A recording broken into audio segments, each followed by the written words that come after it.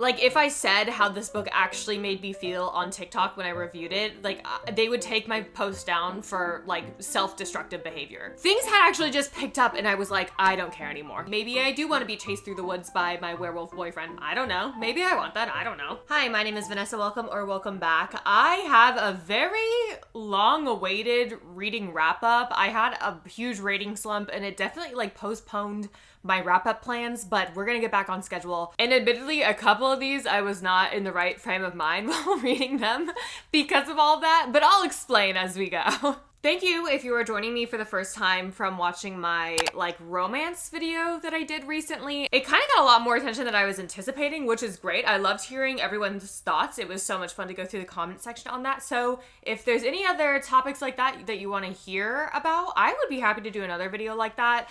I always tell myself, like, oh, I don't want to be a booktube channel that dives into discourse, but I just have so many opinions all the time. I say this all the time, but I wish that I could, like, squeeze out my brain like a wet loofah and just let all the opinions out. But I don't have that option, so I have to burden all of you with them instead. But largely what I do want to talk about is the books that I have read, which is what today's video is.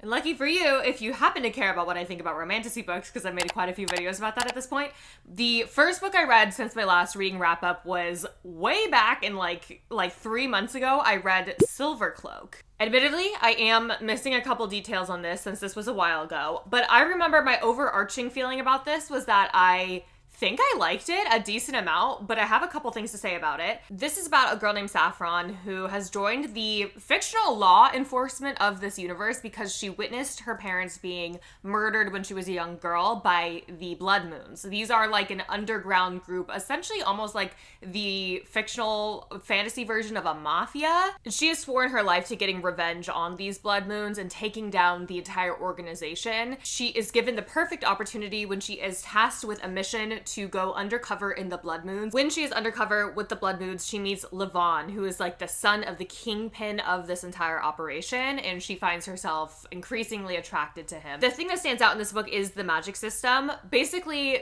everyone here is kind of a magician, and you can fill your, like, magic well in two ways, either pleasure or pain, and the story incorporates a lot of interesting little, like, world-building tidbits about the ways in which people gain quick pleasure or pain in order to fill their well. It largely is kind of more of like this seedy underground, like, investigative mafia story. Like, that's actually how it feels when you're reading it, but employing a bunch of these different fantasy elements. And there's also a time travel element that comes into play as well, and it goes over kind of like the consequences of time travel and this interesting discussion around that. I remember feeling okay about the romance in this in particular. Like, I remember, like, liking them because despite how gruesome and, you know, bloody Levin's life is, they bonded in this really sweet way over this, like, these stories that they used to read as children, and I thought that that was, like, a sweet touch. But at the end of the day, I distinctly remember at the 80% mark, a bunch of plot stuff happened really, really quickly, and then immediately after that plot stuff happened, I was so disinterested. I just remember it being such a slog for me to pick it up after the 80% mark. For some reason, things had actually just picked up, and I was like, I don't care anymore. Like, I just couldn't care less, and I don't know what, like, triggered that necessarily. I also, like, got the feeling when I was reading this book that it's trying to do a lot of different things. Like, there's magic, and there's the pain and pleasure system, and there's the underground operation, and there's, like, time travel magic. The main character has, like, a lot of plot armor, and also, like, no one really asked questions when she joined the Blood Moon. Like, she just got away with so much and was treated so well so immediately. It was like there was a lot of suspending my disbelief, I think, in this book. Like, it wasn't super bad. Like, there was a lot of things that I found enjoyable, and it moved quickly, I thought. The thing that me personally I got stuck on that I didn't see other people getting stuck on is this magic system and the culture around the magic. Like, they did go into the culture around pain and pleasure being so important to this world, obviously, if like power is gained from these things, but they didn't, like, touch on it enough because there's basically, like, little, like, for example, there are little, like, cutouts in alleyways where people can go and, like, have sex or, like, get like I'm not even joking, so that they can get a quick fill of pleasure. And I was, like, thinking about this, and I was like, I would like to see more discussion about consent here. Like, how was consent regarding children established here? If these are just in the alleyways of streets, like, is this like a no kids zone? Like, I kept thinking about these really nitpicky details, but to me it was actually distracting because I was like, this is just a little bit, it was too much to suspend my disbelief on, I think. And another thing is, they mentioned like in passing this neighboring kingdom where they focus more heavily on pain, like their culture is about pain. They have a much more intriguing culture over there that was mentioned in passing, and then in our world where we are, they don't like really talk about pain magic as much as I wanted them to, because I heard that it was supposed to be this dichotomy, and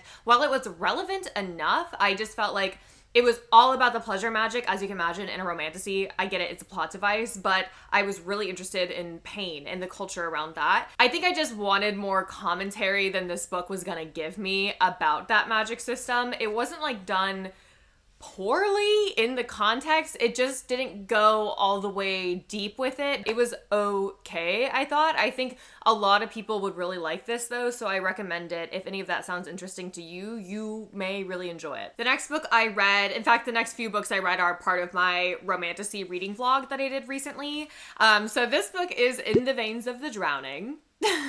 If you watch that vlog, you know that I didn't really like this one. I have a lot of actually mutuals who really do like this one, so I don't know if I'm standing alone here, but this is about a woman named Imogen, and she is a siren. And the sirens in this are really interesting. They actually have like black wings and like talons and things like that. I do like that folkloric depiction of sirens. And she's a ward in a kingdom where they actively hunt sirens, so she has had to keep this a secret for her entire life. She is given kind of this breakaway opportunity when she meets Theo, who is the king of a neighboring kingdom, as they kind of flee this kingdom together and try to avoid a war that has just been provoked. They're also kind of forced into proximity with each other because they both took this like blood bond potion with each other that basically makes them like really horny for each other. Like, that's the best way I could describe it. That's kind of what it is. It makes you believe that this person is your soulmate. So honestly, a lot of the book was just them journeying together and then like bantering because they had some chemistry that was like mixed with this weird blood bond thing, but also they were angry at each other for reasons that was very, very like baffling to me, and I went into that in my reading vlog. Like, I couldn't figure out why they were angry with each other. It just felt like another one of those things where their author really wanted to read like a tension-filled, friction-filled, almost enemies to lovers dynamic with two people who are undeniably attracted to each other, but didn't establish like the initial point of contention between them well enough for it to make any sense. So I just felt like I was kind of being like ran around in circles watching them argue about something that's super incomprehensible to me. And then the siren plot is kind of like saved for the last 30% of the book, in which all of the lore building is like kind of dumped on you, and like legitimately the last 5%. I remember the pacing in this was really, really strange as well. And I didn't really find their chemistry very believable, but so much of the story was just them talking to each other. It just made it a slog to get through. So that is In the Veins of the Drowning. If you like this one, all power to you though. Next book I read, again, it's part of my romantasy reading vlog, but it was for a Forbidden Alchemy, and this one actually ended up being one of my favorite romantasy books that I've read this year. It's not like topping the charts for me in general, but I do think for this year, this was a really decent one. I'm having my friend read it and she's really enjoying it as well. This is about a girl named Nina who comes from a very poor mining town, and in this world, when a child turns 12, they are all given the opportunity to go in mass to the like capital of this world and to this major university. And once they're there, the children are given the opportunity to drink a potion which will tell you if you are destined to be an artisan or an alchemist. And alchemists are usually like the upper levels of society. They get to do a lot of like elemental magic and experimentation in that way. It's usually a very prestigious role to be given.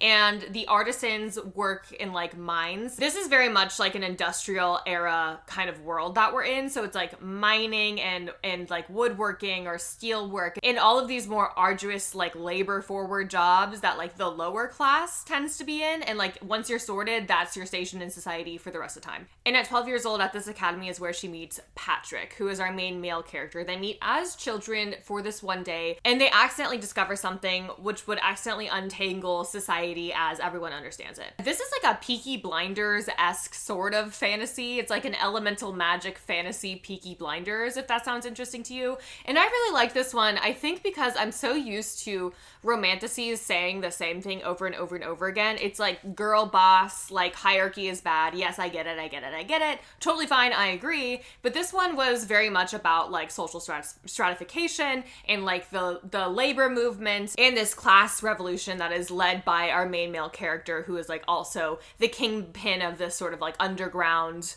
again, mob in a sense. But what I found really interesting, I think, was the discussion around being in an underprivileged social class, especially like a mining town like this. Like it talks a lot about, you know, the way that the men in the town would often go straight from the mines to get drunk and then they would take it out on the woman at home, and how these sorts of institutional issues arise from the cards that they were given at 12 years old, essentially, and how like women and children are often a collateral for that. And I just like appreciated that it talked about that as much as it did, and how that was like harped upon a lot, because I kind of find some romanticies, despite wanting to be a political forward book or calling themselves a political romantasy, have a hard time actually like saying anything political necessarily. And I think this book is pretty political. It's not groundbreaking in that way. Like it ultimately, at the end of the day, the romantic dynamic between Patrick and Nina, who meet up later on in life and are kind of now on opposite ends of this, you know, social structure, is the heart of it. But I think like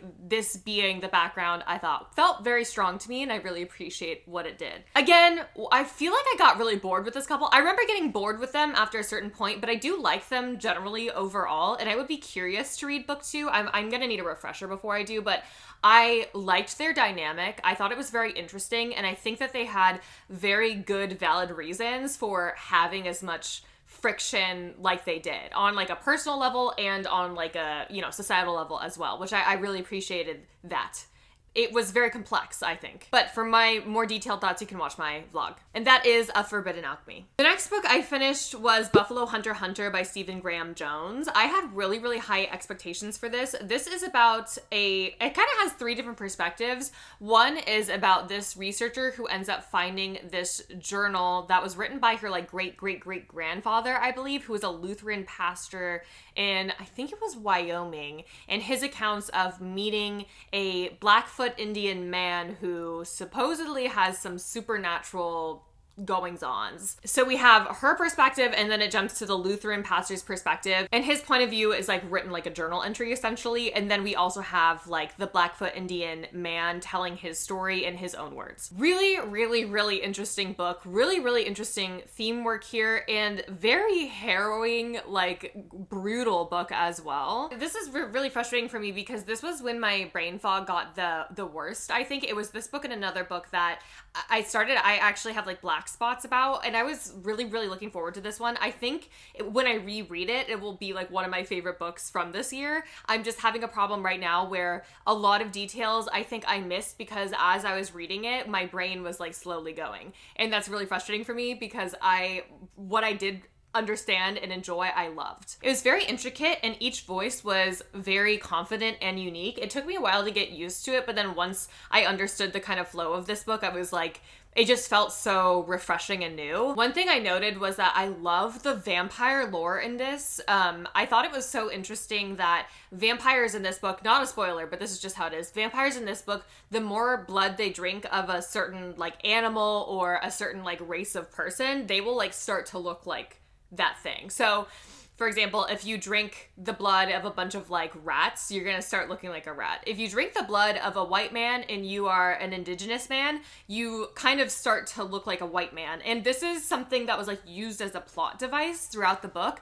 that I thought, can we canonize that into vampire lore? Because that is so interesting. And I liked how in this book, the allegory for vampirism was colonization and the expansion of religion. There is a very good reason why everyone has been hyping it up. I need to reread it to give it its flowers though, because I was in such a bad state of mind. Really impressive book though. I wish I could remember a lot more of it, but what I did remember was great. So that is Buffalo Hunter Hunter. Okay, the next book I read was Soulgazer. This was again from my romantasy reading vlog, so you can get more of my in-depth thoughts. This is about a girl named Circe who had has a curse where she can kind of like inflict pain on people or feel emotions too deeply. And she has been shunned by her family her entire life because of this affliction that she has. And Sirsa ends up meeting phewww, who is this legendary, very rakish pirate character in this world. And he ends up telling her that there was a foretold prophecy that she would use her powers to help him on his like grandest mission, which he has like 12 months or something to complete. So they arrange like a fake marriage, and she ends up joining him on his ship and leaving her life behind. And then they kind of have a bunch of like nautical adventures, and there's these gods, and there's, you know, sea monsters and ghosts and things. I really enjoyed the fantasy pirate adventure aspect of this book,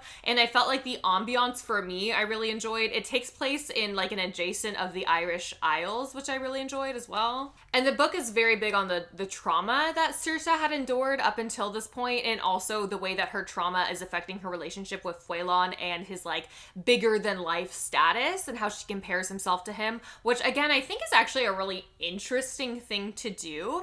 But I think I came away from this book feeling like less than optimal about it, just because I remember them having the same argument probably like 5 times over, to the point where I started getting frustrated with Sirsa. Like, she was making progress, but I found her a little bit frustrating. I found her a little bit like stubborn and like stuck in place in a way where it's like I knew when it was intentional, but I still, as the reader, was like, oh my gosh, every other scene is her like having a full-blown like meltdown, and it got a little bit old, I think. But otherwise, I did like this main male character. I think this book falls into a little bit the trap where the main male character is kind of the point of the book. I think it was like written with Once Upon a Time Captain Hook in mind, which I love that decision. That is a very inspired decision, one that I would make myself as well. But I just wish that like our main female character kind of like measured up to that, even in this context where she's meant to be feeling very insecure about that exact thing. There were just elements of their relationship that I think lost their charm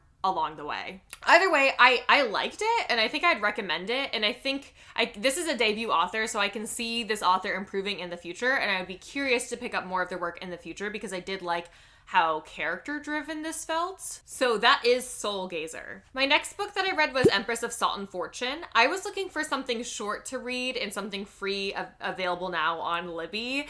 So I picked this up because I was deep in the throes of my brain fog at this point, so I thought this would be like a good refresher. That was a bad decision though, because this is a very literary fantasy, and it was beautifully written. It may be a short review because I'm not quite sure even how to describe this book necessarily.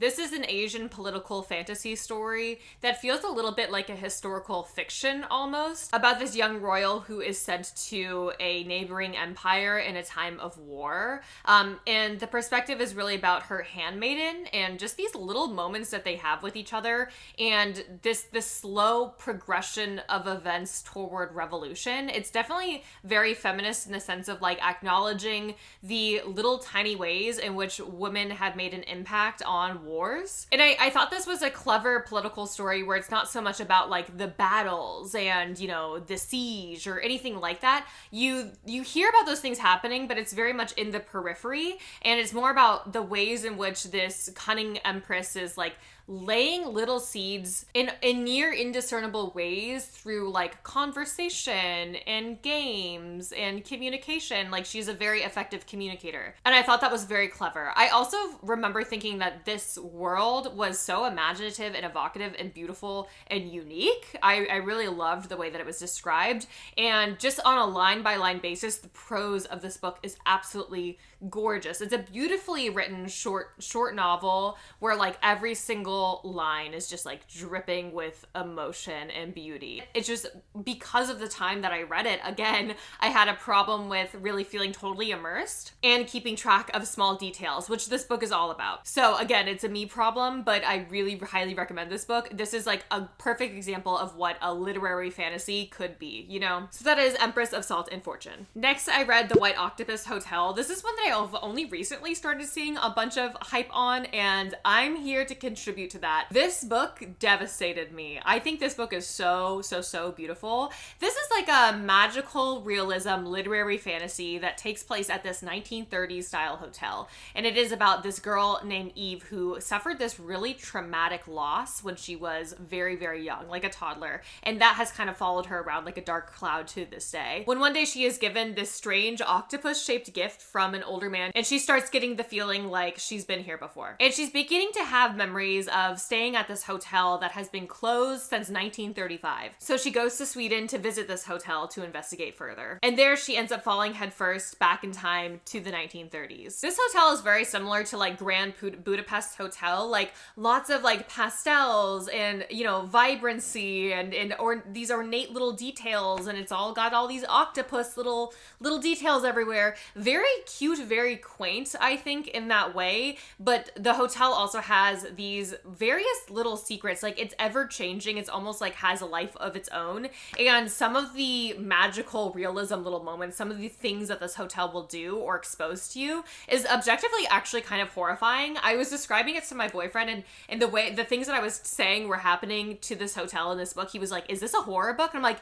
no, it's actually like a quaint, almost melancholic kind of like magical realism story. And he's like, it sounds like a horror book. But I appreciated that because at the root of this really is about grief and loss and acceptance. And that really like hit me right in the gut. It felt really seamless to me. I really adored it. And there is a central romance in this that is just two people who end up meeting each other and falling in love with each other in various different timelines and kind of like remembering one another at different points in time. But like all of the tiny little details of this book, I think just added up to something that felt so special to me in particular for some reason. Like the things that it did, the aesthetic it was going for, the sorts of magic that it had, and the messaging of it. I really feel like this is one of those books that it feels written for me in a certain way, and it's very special, and I think I will really cherish this book moving forward. I highly recommend it if you haven't read it. Again, a very good example of a very strong literary fantasy, in my opinion, and that is The White Octopus Hotel. The next book I read, finally, I was out of my like reading slump, and so I picked up Other People's Clothes. I was like, I need something snappy. I need something that's like kind of crackling. I want something funny, but also like intriguing. This is a literary fiction book that honestly I think could also be classed as a humor book. It's about these two college girls who go to the same art school in New York City, and they end up on exchange in Berlin. They weren't previously close, but they end up developing a very toxic, codependent relationship as they end up opening this speakeasy in their apartment and trying to become like cool it girls of Berlin. This book is trying to do a lot of different things. There's also this other element where one of the girls is really obsessed with the Amanda Knox case. This takes place in 2008, and in a way I would consider this like a historical fiction because there are so many tiny details that are absolutely hysterical but are also like so on the nose correct, honestly. Reading this book felt like scrolling through a Tumblr page that was like about like the indie sleaze aesthetic, though it wasn't called that at the time, because these girls are sleazy and they are very performative indie. But because one of these girls is so obsessed with the Amanda Knox case, you know that something like horrific will happen to one of them at some point because their relationship is clearly paralleling the narrative that was created around Amanda Knox in that, you know, trial. And this book is very much about like the narrative that we weave for ourselves and wanting to have like a lasting legacy and the lengths that you will go to like be known in this world and be known as like a cool, interesting person as well. And kind of like the performativeness of that, which I found like really cathartic right now because I feel like my entire life is just a push and pull between like wanting to be authentic and then not knowing where my authenticity ends and the performativeness begins. And this book is like definitely doesn't pull any punches on that front. But these girls are messy and you are dealing with an unreliable first person narrator. And like every line of this I found so funny and hilarious. It's like so quirky and kitschy, I think, the way that this is written. Some people in the comments found it like kind of like trite, I think, but I just thought it was like actually hilarious. And I think ultimately ending in this sort of thriller way, this creeping dread throughout the book really kept me turning the pages. It was just like so fast and easy to get through. It like combined so many different genres so well, and I thought it was so funny. I just really liked this one. So that is Other People's Clothes. The next book I read was The Everlasting by Alexi Harrow. Yep, by the way, that's from my TBR jar video. I told you guys that I was gonna do it. I told you guys that I was actually gonna read the books that I picked out for that, and I am. This book was I have a photo of me when I finished reading this book. I was like actually like gonna sue for emotional damages. Like if I said how this book actually made me feel on TikTok when I reviewed it, like they would take my post down for like self-destructive behavior. This is a very clever take on the Arthurian like sword in the stone tale about this scholar named Owen. And he comes from a time, I believe it's a little bit indicated that it's kind of like 1940s London adjacent, but he is from the Empire of Dominion, who have taken over and colonized virtually everything. And they have a very strong national identity. Like this book is very big about digging into the aesthetics of fascism. Owen is a scholar who has been sent back in time and is tasked with documenting the history and life of Sir Una. Sir Una is kind of like, if I say she's like this country's Uncle Sam, it's not going to do it justice. Like the whole national myth and the national identity is around Una, who is this very accomplished knight who slayed the last dragon and saved the Empress of Dominion, and kind of has all of these grand epic tales written about her, all of these ballads. Everything about Dominion for centuries surrounded Una and her glory. Like she's almost like a Christ-like figure to this empire. And a lot of why Dominion feels like they have this divine right in the way that they do to colonize the way that they do is because of the grandness of Sir Una. But as he's following her back in time, he realizes that there are a lot of elements to the stories that he's been told over and over again growing up that are quite manufactured. And this is largely about like who controls the narrative of a nation. And it's about how national myths are created and how they are maintained and the blood and guts that it takes to maintain these tales that we tell ourselves for comfort, to, you know, hold on to the borders of a country when it's all kind of all just like fluff and it's smoke and mirrors at the end of the day. There's also a really central love story between Una and Owen as well. And I felt like the way that this played with gender dynamics was really interesting. Owen is kind of this like known coward. He's a little bit more of a feminine man and he's fine with that. And Una is this large, hulking, masculinized sort of woman, but at the end of the day, she is a woman. And there's also this like really interesting discussion around motherhood, I felt like, in this book. That was really interesting. I really appreciated that. But I did like that kind of like flip on gender there. And I think a lot of people get a lot out of that love story. It is like the through line. It is what devastated me at the end of this book. But I think going into it with the expectation that it's a romance in like a romantic fantasy way isn't really what it is. I personally didn't feel like super attached to the romance between these two necessarily, but I was attached to the love story, if that makes sense. It's not a romance, but it is a very, very good love story. And it doesn't need to be a romance to be a good love story. Me personally, I think I was the most taken with the way that it talked about national myths and manufactured consent in general, and the way that it weaved that between the love story and between all of these other really, really successful thematic elements. It was just such a good book. Like, this is just such a good work of literary fiction, to the point where my first thought when I closed it was like, if I were Alex E. Harrow, I would just throw my pen down and I would just call it here, because this is like genuinely just a good work of fiction. It's so good.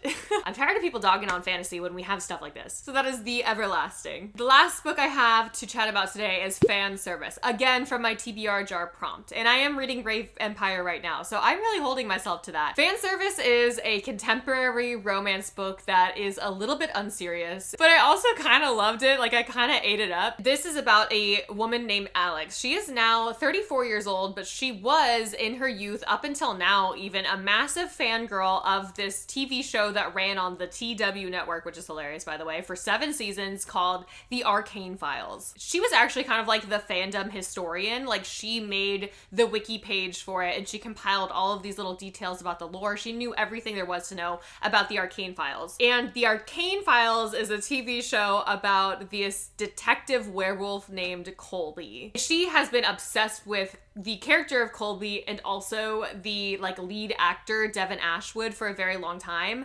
But when she is 17 years old, she ends up going to a con and has a very negative experience with him that really like hit her in her gut, really affected the way that she viewed herself and viewed the show. And from then on, she was still a massive fan, was a huge fandom contributor, but like behind closed doors, her and her other like friends in her fandom group chat would always like dog on Devin Ashwood. And he was just this shallow, big-headed, like Hollywood hotshot guy. And now, years down the line, Devin Ashwood is a washed-up actor. He cannot get anything off the ground. He's been dropped by his agent. And even weirder, he's starting to show signs that he is slowly turning into a werewolf. He doesn't know what to do, but he does realize that all of his symptoms are exactly how this played out in the Arcane Files TV show, so he consults the fandom authority, which is our main character, Alex. And so they end up spending time with each other for a month in Alex's small little sleepy hometown in Florida, where he learns to control his werewolf powers. It's such a funny premise. This book, like actually the first 30% of this book, I was dying laughing because I was a Teen Wolf girl. I was a Vampire Diaries girl. I also did Supernatural. I did The 100. All of those CW shows or all of those Supernatural shows, that shaped my life in such a meaningful way. I can't even really like convey it to people who weren't in it, but like the way that this book talks about fandoms, and yes, it's corny to admit it, but the way that fandoms have like shaped our human experience, if you've been a fangirl in something like that, in a Tumblr fandom like that, she was literally on Tumblr. It's so special. Like the people that I talk to every day are the people on my Discord chat that I met through a fandom, and now they're like my best friends, and I'm so grateful for that, to feel like, yeah, I didn't feel like super connected to people I'd meet in real life, but at least I always had my friends at the tip of my fingertips like this. It's like, some people might find that sad, but it was so fulfilling to me to find an outlet in that way, in that community. And I loved that this book, if you were in a fandom, if you were on Tumblr, you know, especially back in like its heyday in like 2015 or something, it just, you know, it was like a great love letter to that, I thought. And it was also like a very funny, fun, contemporary romance. Don't think too much about the werewolf lore in this. It's not the point. The point is the romance and the comedy and the fandom of it all. At a certain point, I was like, was this written for me? Because all the things that she was mentioning about being in an online community, about being on Tumblr, about the TW network, and about the showrunners and the way that people talk about the showrunners, it was just so identical to what I experienced for so many years growing up. I highlighted so many things that made me laugh, like this line. It was nice to be appreciated for the embarrassing number of hours she spent meticulously cataloging the minute details of a television show Entertainment Weekly called A Poor Man's Twilight Zone with Excessive Homoerotic Tension. And another one. Each of the show's main characters had their own line and photographer. To the right was Colby, werewolf detective. In the middle, Asher, Colby's human FBI partner. And on the left, Nathaniel, Colby's vampire arch nemesis / queerbait pseudo love interest. I just understood this on such a deep and spiritual level. I also actually really liked the characterizations in this. Okay, this is something I have to say. I know that I was dogging on point of views in my romance video. I wanted to make a point that point of views are not objectively bad. Like first person point of view is not objectively bad. Dual point of view is also not objectively bad. There's just certain pitfalls with it. This book has a really interesting point of view that I do appreciate. It is third person dual point of view, but in Alex's perspective and in Devin's perspective, they have such unique character voices despite it being written in third person, which I think like adds a lot of room to play. I thought Devin's point of view was so interesting. There were times when you actually are rolling your eyes at him because he is lacking so much self-awareness at times, and I could see that being contentious for certain readers. Like they probably will find him really unlikable. I liked the himbo thing from him. I thought it was like added to the comedy of it all, and I think it was like he had the spirit, you know, like he had the right spirit. So like he was a good guy who was very misled by his own ego, which I thought was funny. The way that it was written was really funny. I was a little bit less obsessed with Alex, I think, though I deeply related to her in some ways. I just kind of thought the like, I don't care about anything, no one's gonna break my heart, emo girl thing was like, I don't know, it got a little bit old, especially at the end. I get a little bit tired of the romance narrative of like, you won't let anyone in, and this is your, you know, your major thing is that you won't let anyone into your heart. I can't really relate to that, so I find that whole thing a little bit boring, but I do think like her experience in fandom was sweet and touching and very relatable, so I liked that. And I liked the romantic scenes in this. I do like steamy scenes with werewolf stuff. What can I say? Maybe I do want to be chased through the woods by my werewolf boyfriend. I don't know. Maybe I want that. I don't know. It was also doubly funny because it was about fandom culture, but it was also about like LA and California culture, and I know a lot about that as well, so both of those things. It was just like this book had a lot to do with me, I think. So funny. If any of that sounds interesting to you, if you were on Tumblr in a fandom, I definitely recommend it. Understand that it is a very unserious book though. I think that about does it for me. Hopefully we'll get through a good number of books by the end of this year. I have 1 month left. But let me know if you've read any of those and what you thought of them or what sounds interesting to you. I would love to hear it. And thank you so much for watching. Have a great rest of your night. Bye!